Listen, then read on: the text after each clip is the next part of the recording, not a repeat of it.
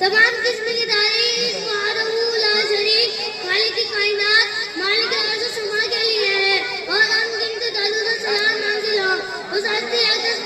जिनका नाम नामी इस्म गुलामी मोहम्मद अरबी सल्लल्लाहु अलैहि वसल्लम है, जिसको अल्लाह रब्बुल इज़्ज़त ने अहले कायनात के रहनुमाई और हिदायत रास्ता बताने के मबूस फरमाया। अल्लाह ताला कुरान मजीद में फरमाता है इन्नल लज़ीना आमनू व अमिलुस सालिहाति व अक़ामुस सलाता व आतुज़ ज़काता लहुम अज्रुहुम इंद रब्बिहिम वला खौफुन अलैहिम वला हुम यहज़नून। बेशक जो लोग ईमान लाए और अमल सालिह किए,